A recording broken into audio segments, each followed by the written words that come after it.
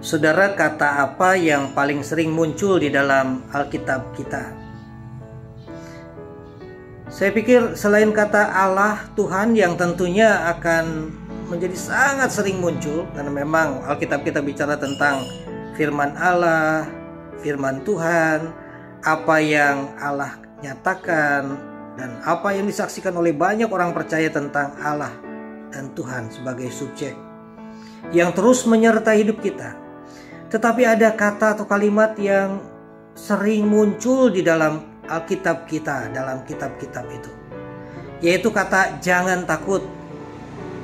Dan konon katanya menurut banyak ahli teologi yang menghitung berapa kali muncul kata itu atau kalimat itu muncul, di dalam Alkitab ada 365 kali kalimat jangan takut itu muncul. Mungkin terjemahnya tidak selalu persis kata jangan takut, tetapi ada jangan khawatir, jangan berkecil hati, dan kata-kata yang sinonim dengan itu. Nah, saudara, melihat jumlah ini sebetulnya tentunya ada hal yang mau diingatkan kepada kita. Angka 365 kalimat itu muncul di dalam Alkitab. Kita bandingkan dengan hari-hari yang kita jalani dalam hidup setahun, yang juga angkanya 365. Mungkin dengan itu kita selalu diingatkan agar setiap hari kita diingatkan untuk tidak menjadi takut di tengah-tengah kehidupan kita ini. Memang ada banyak hal yang bisa membuat kita gentar, membuat kita kecut di dalam hidup kita, membuat kita khawatir. Terlebih yang namanya hidup memang tidak pernah lepas dari segala pergumulan, dari segala persoalan.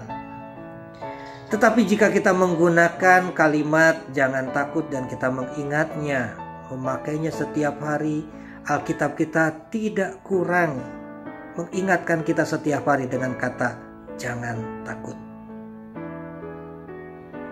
Nah, kenapa kita ini tidak perlu takut di dalam kehidupan kita? Termasuk juga di dalam segala pergumulan-pergumulan hidup yang mungkin mengancam, menekan hidup kita. Juga sama seperti saat ini di zaman pandemi.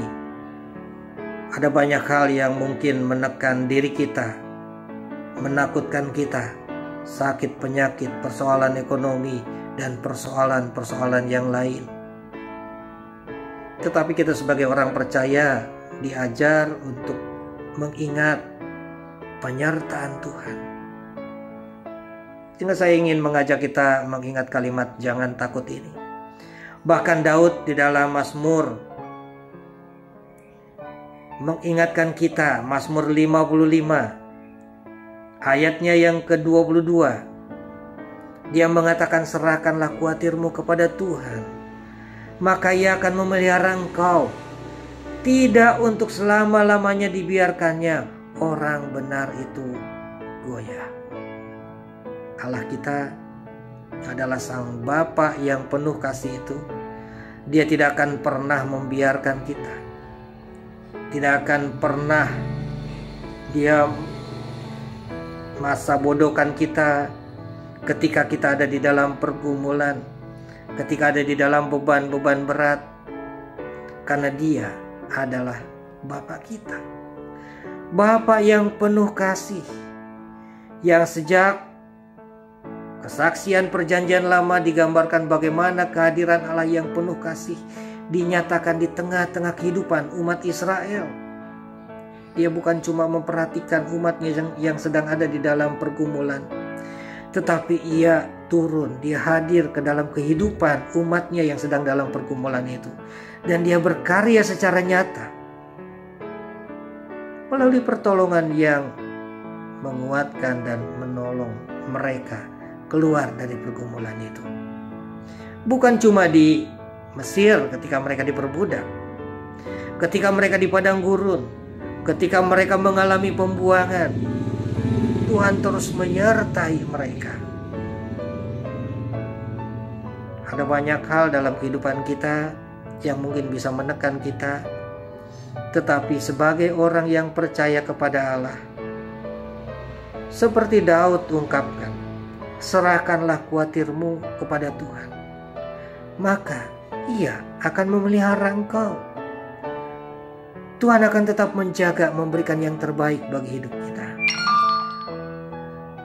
Oleh karena itu, marilah kita sebagai anak-anak Allah yang percaya penuh kepada Allah, kita berserah, kita trust, menyerahkan hidup kita di dalam pemeliharaan Allah yang penuh kasih.